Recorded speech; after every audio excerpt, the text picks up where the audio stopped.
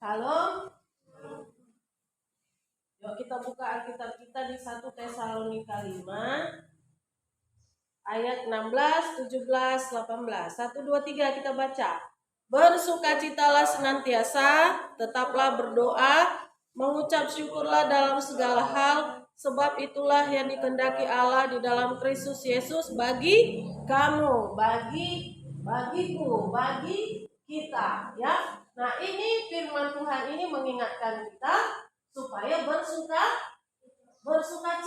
Bersukacita itu artinya kita harus selalu bahagia, ya, berbahagia, tidak bersungut-sungut, ya, apapun yang terjadi, mau dimarahi mama, mau dimarahi bapak, mau dimarahi om, tetap tenang, tetap bahagia, tidak merepet, tidak apa? Tidak apa? Tidak marah-marah balik, ya kan? Jangan marah-marah lagi, atau merajuk, atau apa? Atau ngamuk, ya kan? Atau berguling-guling di lantai karena dimarahi, nggak terima, ya kan?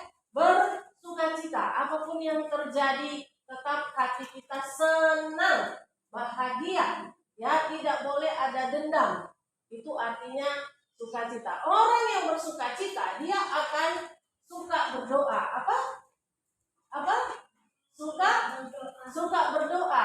Hanya orang yang bersungut-sungut yang tidak mau berdoa. Nah, kenapa Tuhan bilang yang pertama sekali bersukacita? Karena kalau hatinya bahagia, kalau hatinya tenang, tidak ada kecewa, tidak ada benci, maka dia akan bisa berdoa. Kalau dia ada benci, tidak akan bisa dia berdoa. Kenapa? Karena pikirannya selalu mau balas dendam. Ada nggak orang yang mau balas dendam, orang yang mau menghukum, membalas, dia berdoa dulu? Nggak ada. Dia nggak akan bisa, nggak akan tenang dia kalau tidak balas. Ya, kalau tidak merajuk atau bersungut-sungut atau merepet. Ya, hati kita harus selalu senang, apapun yang terjadi. Berpikiran positif. Oh iya, memang aku wajar dimarahi karena tadi aku tidak dengar. Kita harus berpikir yang baik. Oh iya, baguslah kalau aku diingatkan. Oh iya, aku tadi memang bersalah. Kasihan mama aku merepet. Karena kalau merepet, orang tuanya tambah tua. Jadi jelek. Makanya jangan suka buat bunda merepet, Rian. Nanti tambah jelek, tambah tua, ya. Opung juga jadi tambah sakit nanti dia. Ya, jadi dijaga semuanya. Kita kan masih anak-anak, masih muda. Jangan sampai karena kelakuan kita, orang tua kita jadi sakit, ya kan?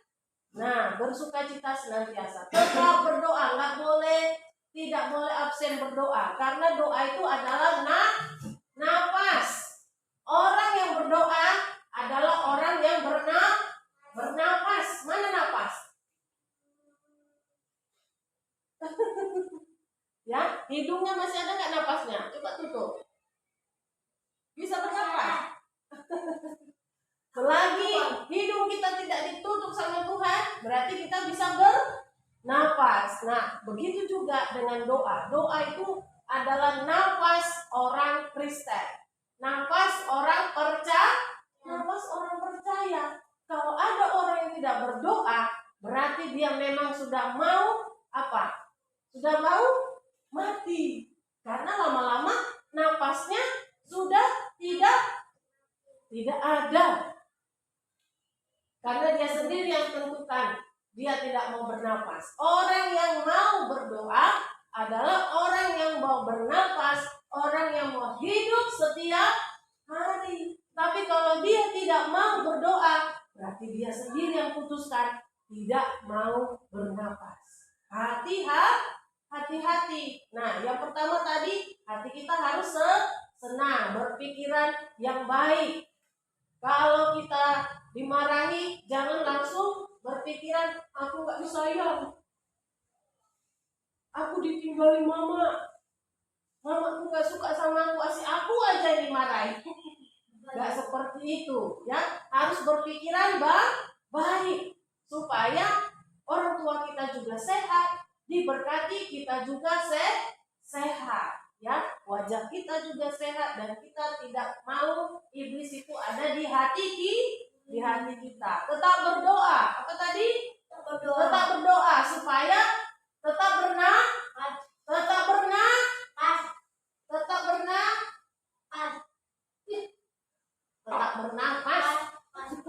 Jangan pas. Bernafas. Nah, yang terakhir mengucap syukur. Kayak mana mengucap syukur? Mengucap syukurlah dalam segala hal, sebab itulah yang dikehendaki Allah dalam Kristus Yesus bagi kamu. Bagaimana mengucap syukur? Tidak lupa mengucapkan terima kasih.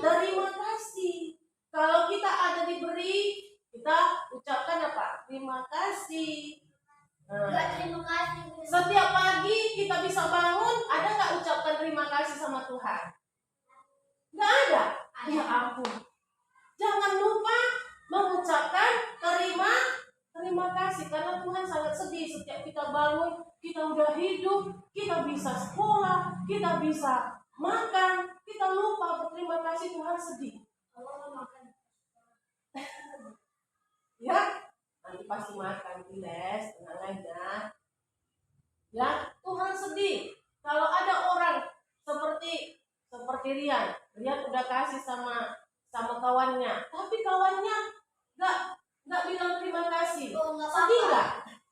Sedih, ya. Nah, jangan lupa mengucap syukur buat segala hal. Baik itu karena kita tidak bisa sarapan pagi maupun bisa sarapan, ya, guys. Kita percaya, Tuhan terima kasih tadi aku nggak sempat sarapan, tapi aku percaya aku sehat. Aku percaya besok aku pasti bisa sarapan. Mengucap syukur itu karena segala yang terjadi yang sebenarnya tidak kita mau. Yang kita mau apa? Kita bisa sarapan.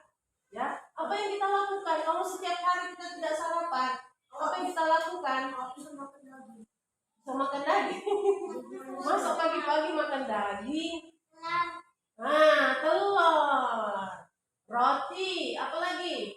Roti selai, buah, susu. Minum susu loh pagi-pagi tuh, jangan makan daging, nanti ususnya sakit, ya. Nah, kalau kita belum bisa juga sarapan, kita belajar, kita minta mama atau bapak atau opung ajarin dulu aku buat susu, kita buat supaya setiap hari bisa sarapan. Susu apa? Milo. Milo coklat. Oh iya. Karena ada susu apa? Ya, nah kita belajar mengucap syukur karena di balik ucapan syukur ada berkat Tuhan, ada yang dikerjakan oleh Tuhan. Harusnya kita tidak bisa, jadi bisa. Ya, segala yang terjadi, ya apapun itu mengajari kita supaya kita bisa menjadi anak yang takut akan Tuhan, yang mandiri. Ya, sewaktu kita dulu masih anak-anak, kita dimandikan, ya kan? Tapi lama-lama kita udah besar, nggak mungkin lagi mandikan. Apa yang dilakukan? Kita belajar sendiri. Masa udah abang-abang dimandikan? Rian masih dimandikan? Ya. Aduh. Belajar mandi sendiri. Belajar makan sendiri. Jangan disulam-sulam lagi, ya kan? Kita lagi sampai ke sini. Jangan ke sini nanti dia. Ya, belajar semua, nggak boleh manja anak-anak. Belajar juga supaya pintar. Ya, ingat selalu bersuka. Apa tadi? Loh, udah lupa. Selalu bersukacita. Yang kedua, orang yang bersukacita pasti tetap berdoa karena dia mau bernafas. Yang ketiga, tidak lupa mengucap syukur, berterima kasih kepada Tuhan atau kepada siapapun atau kepada apa yang terjadi dalam hidup kita. Jangan lupa ya, itu yang menjadi kehendak Tuhan Yesus bagi kita. Amin. Amin. Puji Tuhan, Tuhan Yesus memberkati.